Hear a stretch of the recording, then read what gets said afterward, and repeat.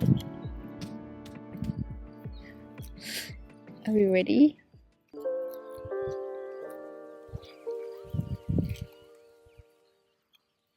Hi guys, welcome to another walkabout and talk about it video. I've done some where I'm filmed by my partner, not like I have a production crew or anything. But I also sometimes just put the camera in one place and walk in one space. How are you guys doing? It's still May.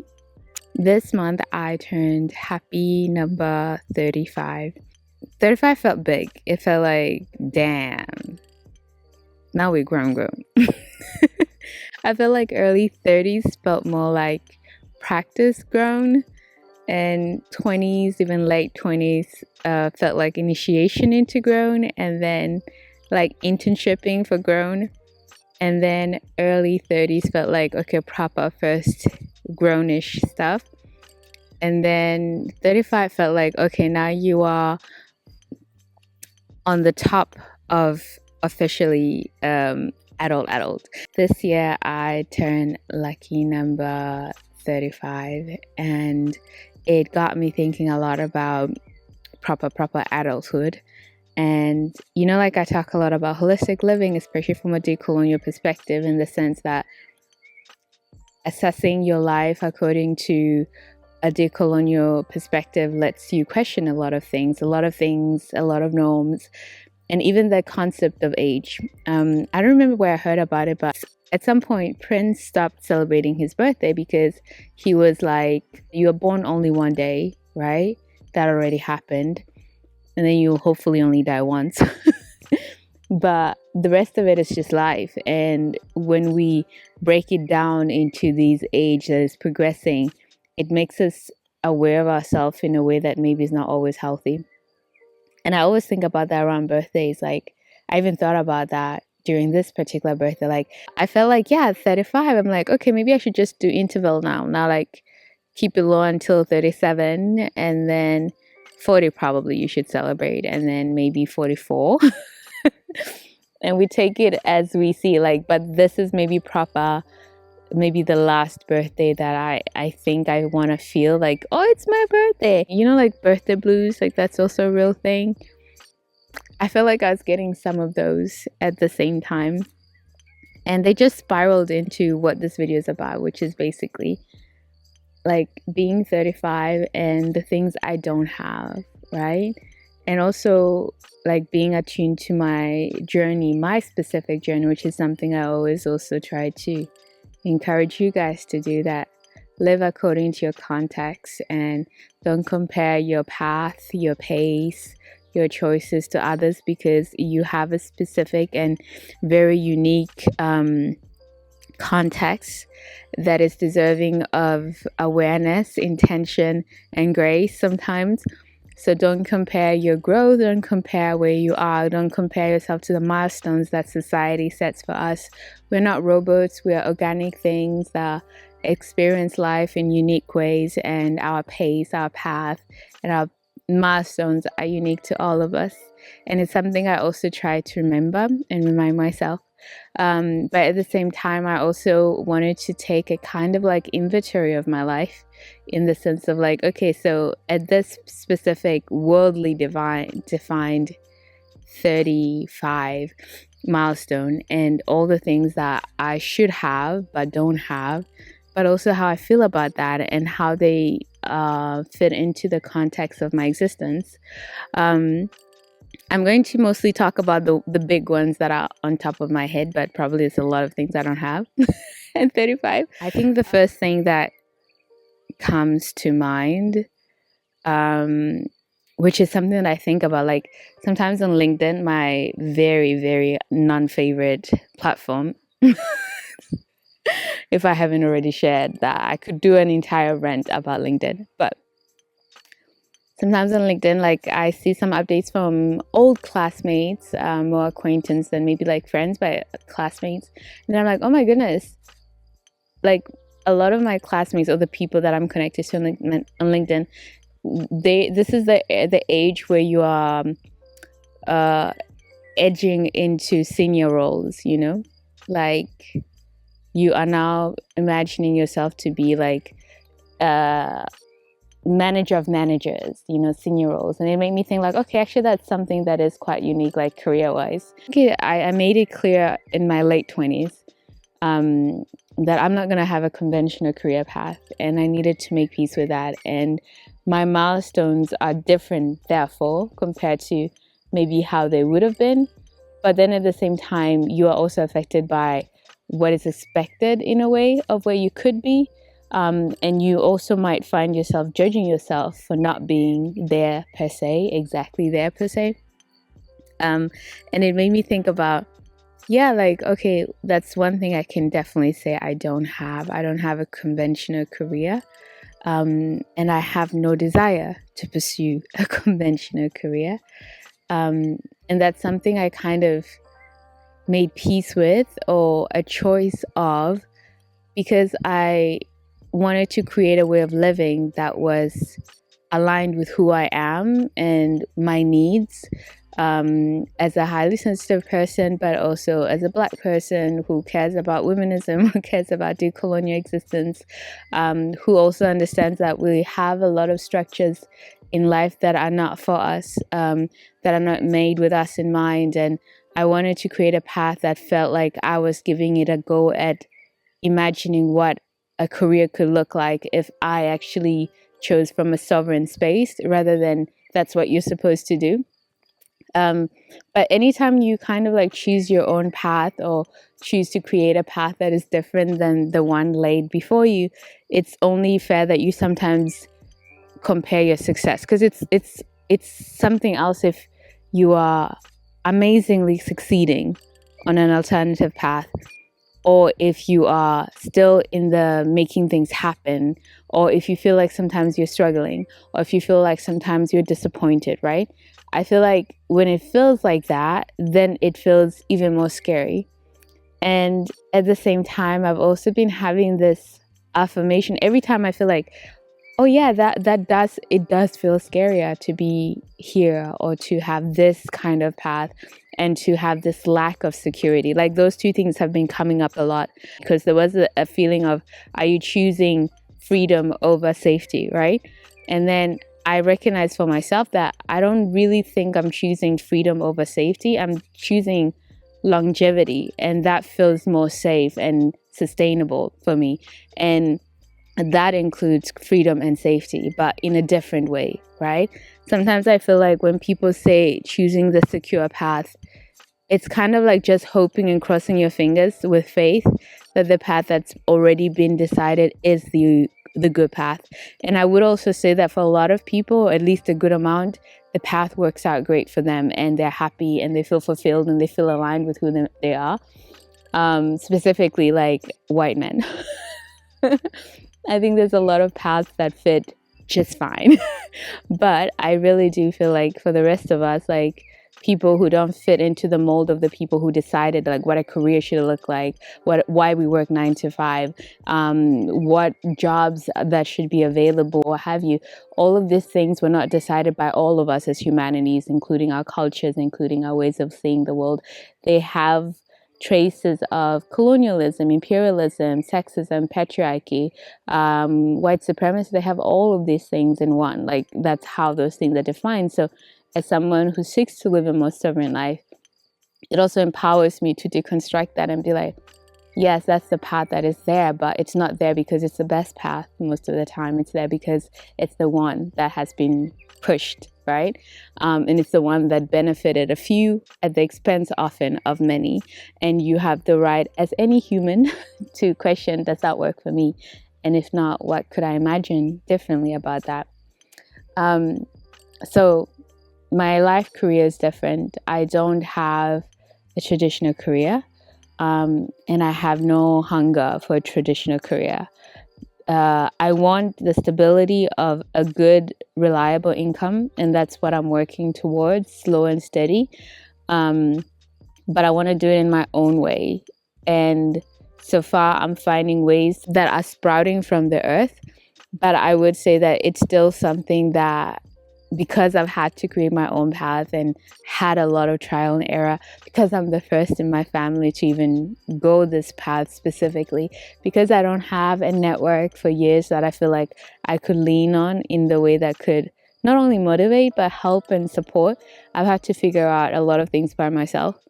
And I am okay with that, because I think I'm lucky that I grew up as a big sister and as a first generation immigrant and big sister, which means that you often like are going to be the first of many things, and you're going to have to figure out things by yourself. So why not include this as well? How you make a living. So there is that. The other thing I don't have that I think many would assume, or even maybe younger religious me would assume, I don't have a religion, and I have embraced a more spiritual approach to life, one that feels more organic and, again, sovereign, because it's not about what people teach me or tell me about this book or what have you. It's something that I feel very intuitively aligned with. Even on a spiritual path, I try not to go too deep into the realm of all these other things that people replace religion with, like, which of course, like, I think everybody should choose a path that makes sense to them. But I think for me, I just kind of had this strong feeling that whatever I'm needing to connect to and know, it's actually already within me. And it's already a part of me, and it just requires my presence and awareness and stillness to connect to it. And it's already made me complete, with no need for saving or no need, like, just as I am complete. Like a tree is complete, a flower is complete, a mountain is complete. I am complete. I was born and grew up complete. I was mission accomplished, and everything else is a bonus. That's what feels very organic and true to me. And I'm a celebration of life, an expression of life, as I believe everyone is, even though we choose different paths. So I don't have religion. I've traded that out for spirituality. I was briefly married. I even had a video about it on the channel that I I let it up for a while, privated, because there's a part of me that sometimes feel like, let everything stay. I do have a lot of videos of my past relationship. I still have a few up. And every now and then when I scroll down enough to jump upon them, maybe there might be some that I'm like, okay, private that, you don't need that either. But the rest I keep, because it's part of what made me who I am at the same time. And I personally, like, in my own self, where I'm standing, I feel like I'm quite at peace with that experience also being part of my current experience, if that makes sense. I try to make videos and to create content from a place of archiving my life and my human experience, but also like as something that is a creative outlet. So I use those things to also judge what I keep, what I don't keep. If I feel like it's worth it for the archives, I leave it for now. If I think it's worth it for the fuller picture, I leave it for now. But yeah, like I did get married. I got a stable union, and I'm grateful to experience that as a life experience, because that's also something I try to lean more towards rather than winnings and failures or successes and failures. I say, okay, now I've experienced that. It means I've expanded my awareness as a human being, and especially also because I work as a holistic life coaching guide, like it also helps me understand more people, even the things that are painful and would be considered as failures. I'm humbled by what they also teach me and the wisdom they add to my life. So I take things on like that. I don't see anything as black and white. Everything adds to the story. It adds to the experience. It adds to a whole, more complete person. And to show up for life fully without judgment and without fear and with authenticity as much as possible. So I don't have a traditional relationship. I'm not married, but I do have a love. I am in love with someone. I am building a beautiful relationship with someone. To be honest, once I left religion, marriage was never a goal for me. That's why also I made that whole video about getting married but not believing in marriage. There's like, not a video, a blog post. I'll put it somewhere if I remember. The sun is being weird, but here's my face in light. What was I saying? So I got married more because of love. I believe in love, and I believe love is the commitment. I believe love is the goal. Everything else is extras. I'm not a statist. I'm not religious. So I don't need so much the proof of that. Whereas I would still get married for the convenience of my love.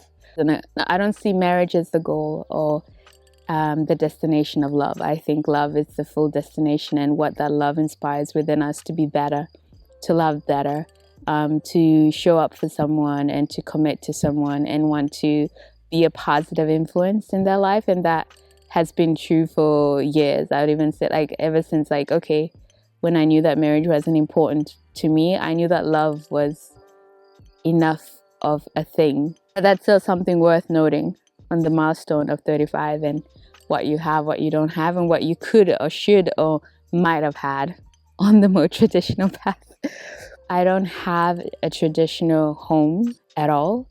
Last year I bought a caravan, which is what I'm also currently staying in right now, as we continue our travels through Europe.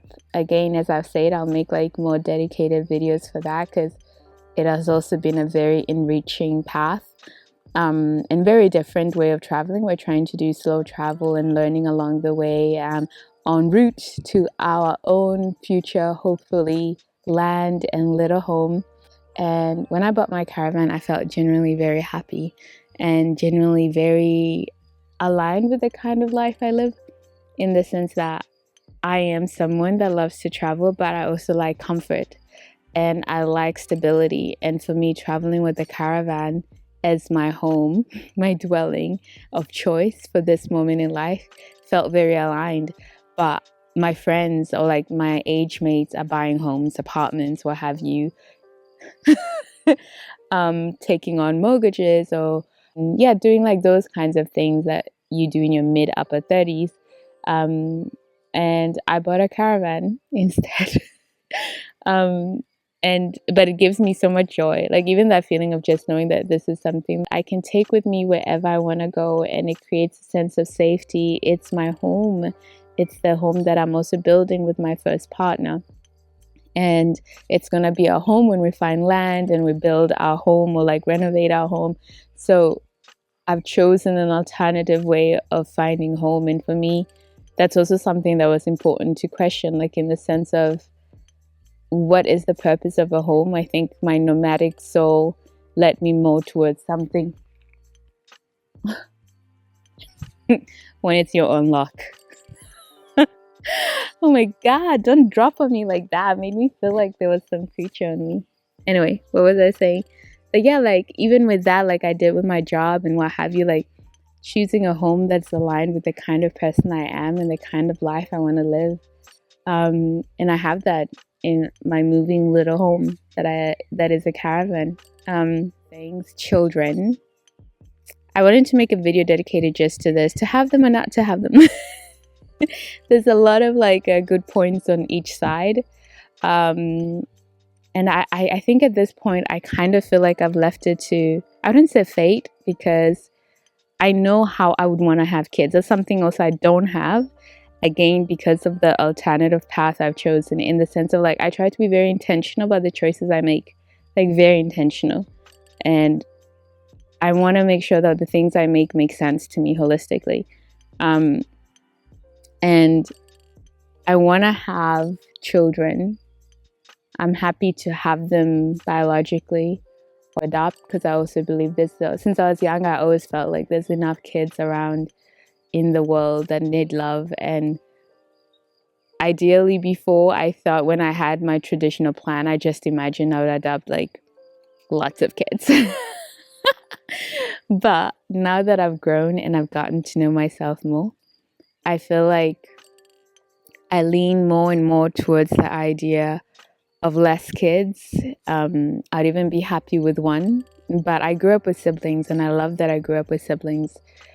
So I would feel like I was taking something away from my child if I didn't include one extra child. But I'm also not willing to have children until I'm in a place where I want to have children, in the sense of like, I want my children to see me as a parent who is self-sustained in their own way, who does work that they love, who's in a very healthy relationship with a great partner, a supportive home, a peaceful home, a joyful home, a healthy home, holistically. And in a place where they're not just consequences of intercourse, or just like that's what you do after you get married or you meet someone, but really wanted. Like I intentionally want to hold space and be like, I've created the nest biologically, the me, like in a healthy state, mentally and spiritually, emotionally. I've worked on myself. I've worked on my relationships to create a beautiful community for you. I've created a home that I want to raise you in. And I've created a way that I want to support you in, especially with the way the world is, the wild way the world is. I kind of have maybe sometimes like radical feelings about if you do choose to have children. It's a huge responsibility. It's not just, what we do because we're humans and we have offsprings. I think we are invited to be very conscious about how and why we have children, and to recognize that you're literally signing up to be a guide for a special spirit that is coming in the form of a being. And it's your job to guide them through life, to care for them, to support them, and to protect them against weird things that come up as obstacles. And if your child, God forbid, is a person of color or in any way marginalized, like, you have to be sensitive and aware and educated and knowledgeful. I sometimes wonder if I take that too seriously, as maybe many of my generation, that maybe it is safe just to do what nature does, make the kids. I mean, I can't do that, not in the relationship. I mean, either way, when you are in a same-sex relationship, some effort will need to be put in place. There is no mistake babies. You really have to want, because it's effort with a capital E. No. But I like that as well, because I want that to be the case. Even if I was in a straight relationship, like, I want to make an effort, not just the effort of making a child, but becoming someone that can do a good job at raising another being, not just seeing them as a child, but a being who's going to be part of our bigger community, who's going to be someone's partner one day, who's going to be someone's boss or employee, community member, who's going to be someone's love, someone's best friend. Like, I think about that. Like, I want to feel like I can do a proper job at that, and I have a community that can support me in that as well. So choosing that path also meant that I opted out of having kids until now. I think if I were to try to have kids, it's like it's not the prime age of having kids, even though our generations are having kids later and later.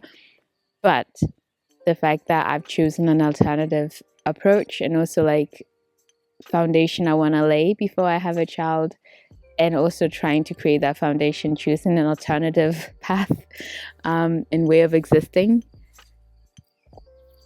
This means that I will have to wait. Okay, we've changed the atmosphere because I also needed to record again.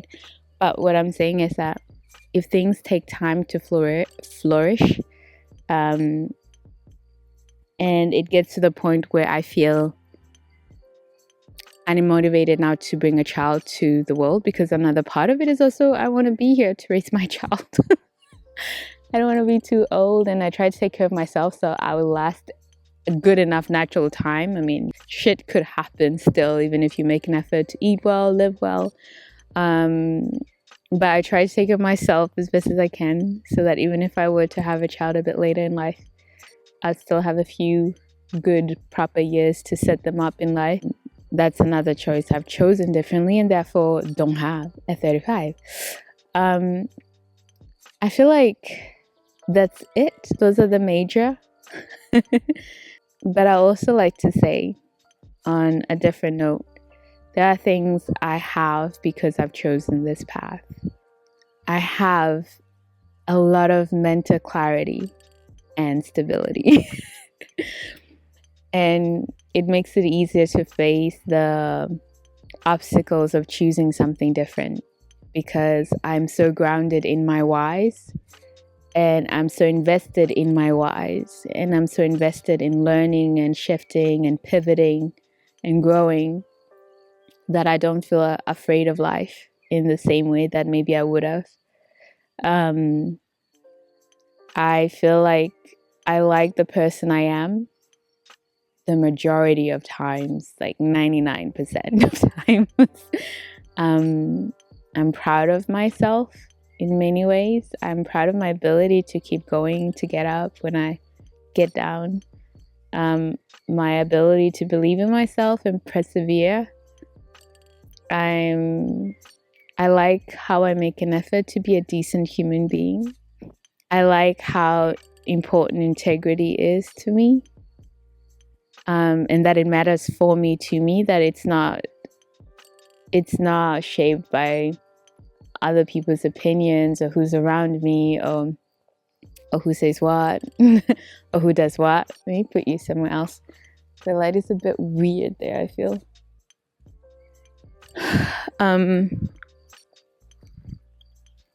There is like this little house here. It could be creepy, but we don't know. It's so cute. We can add it for the atmosphere change. I love the things I'm doing, trying to do, putting in place. I'm passionate about the work I want to bring out to the world.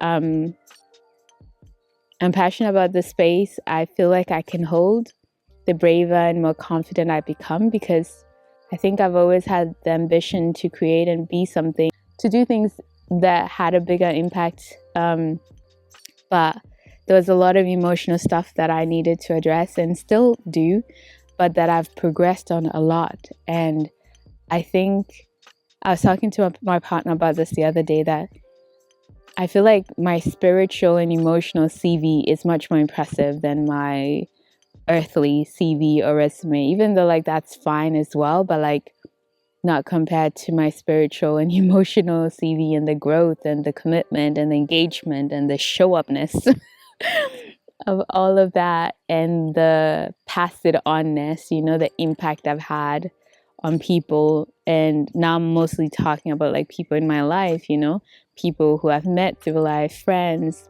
people I've dated. It's always been important to me that if you've met me and if we've shared a genuine moment, that your life is not worse off than before me, and ideally it's better off, that you've achieved something out of that, and at the very least that I care enough for your humanness to know that I wouldn't want to add anything that would be detrimental to that. And yeah, like I feel like the things I do, the missions I believe in, that those also have a great impact, even in ways maybe I don't always see or I don't even hear.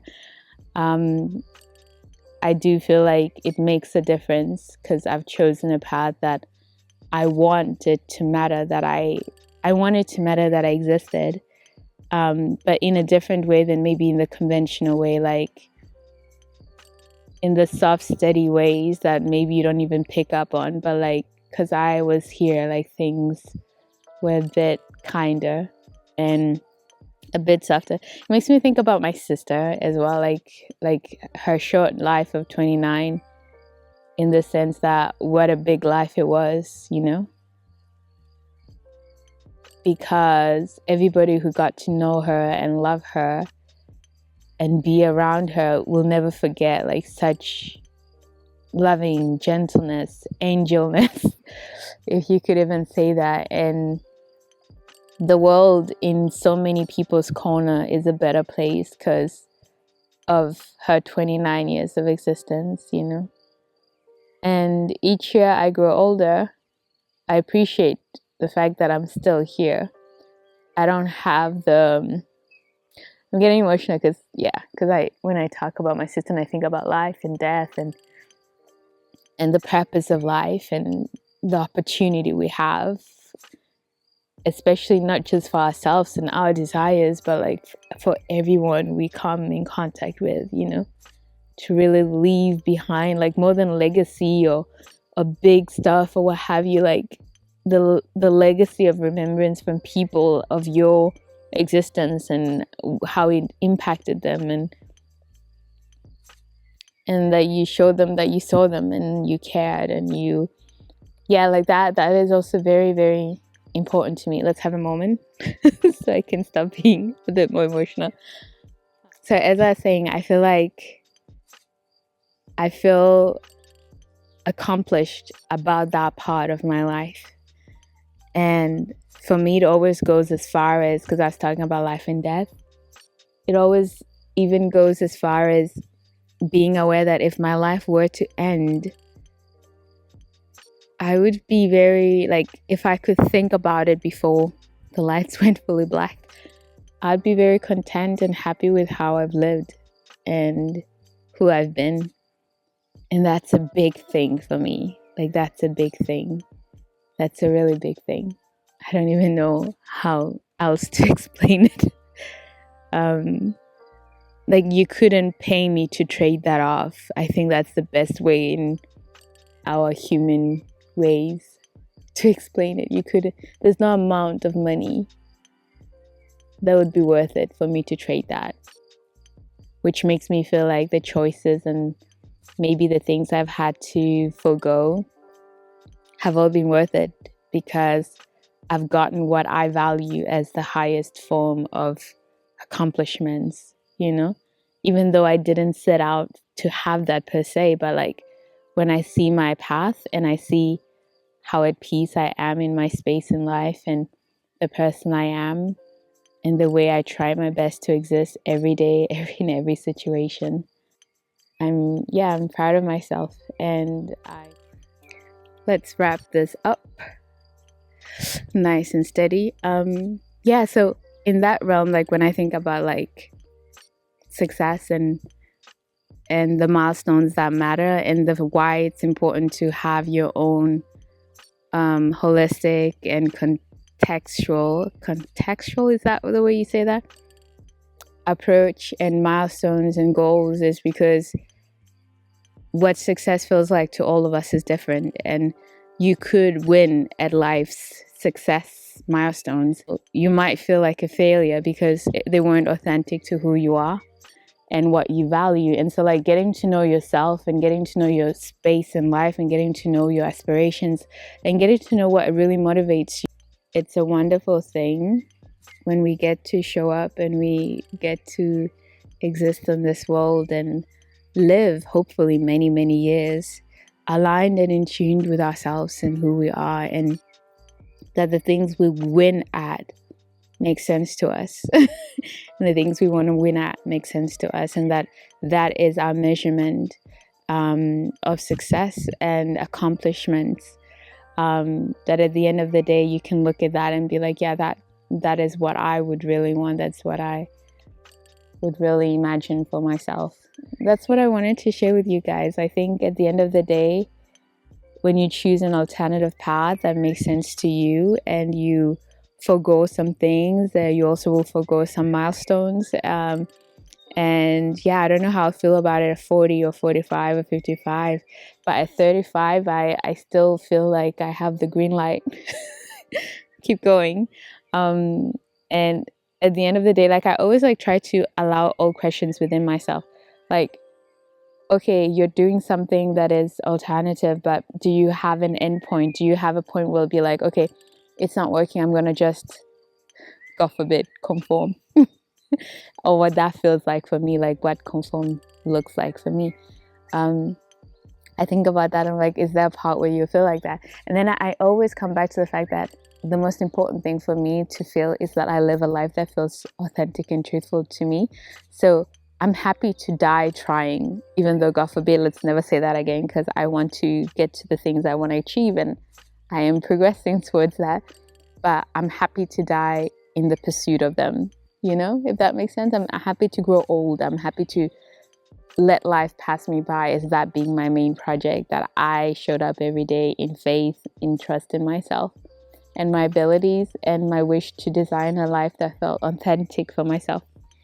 And that is also comforting to know that I feel like that strongly. And I'm also trying always to be very graceful and kind to myself, to know that if that ever shifts, I'm not dogmatic. I will pivot accordingly. But that consistently is the answer. No, I'm happy to continue even trying, because I know that that fulfills me more than the alternative or the more safe choice or conventional choice, right? I want to, when I leave the earth, like that song, Frank Sinatra, I don't even have to say which one. I think most of you know, but in case, like, I did it my way. Like I the first time I heard that song, I was like, yeah, yes, that's a vibe. That's how I feel about life. I want to be here and live here and leave here saying I did it my way. I got to choose and I chose. And everything had my fingerprint on it. Like, yeah, I chose that. Definitely chose that. Definitely wanted that. Like, I don't want to be sleeping through life or just doing along. Like, and I want to feel like I'm alive, that I'm actually living and I'm actually choosing to be here the way I want to be here in this beautiful, magical life, despite everything else, you know? Anyway, that's the video. I hope you're well. I love to hear what this made you think about your own life, your own choices, your own milestones in life, where you are and why you think you're there. Do you feel good about that? Was it by consequences, or was it just by lifing? Was it choices? I really love to hear your take on that. If you're older than me, how did 35 feel for you? What did it mean for you and your growth? If you're younger than me, what do you imagine for yourself at 35? I'll also love to hear that. In the meantime, here's to consistent, ever-present pursuit in the things that make sense to you, living a courageous life filled with light and love. Wherever you may be, I wish that you bloom fully. And on that note, I'm going to leave you guys. Also, I wanted to share that my wonderful bag, I'm so happy that because when I move, I can't order even my own stuff. It's really not thought through, but that's also why I love that my shop is digital. My organic canvas, this is one of the things I do that makes me feel joy and purposeful. Creating beautiful art and doing it in a way that is as sustainable and kind to the planet as possible. But yeah, so there is this one that I got to get when I was back home in Copenhagen, and I love it. And it's really big and spacious, so it was perfect for like a little walk and video moment. But yeah, these are some of the things I do that I want to expand more, like do things I love, be my multi-creative self. Like I want to write, I want to make art, I want to hold holistic spaces. I know my jams. These are the kind of things I want to do, you know, like do things I love, have multiple meaningful sources of income that are centered around things that speak to me, that I've created, that make my inner child happy and gleeful and content, but things of value as well. I have books I'm still writing, and I have more and more books I want to write. There's so much I want to do, and I hope life is full, and I hope I get to live many years to see all those things flourish.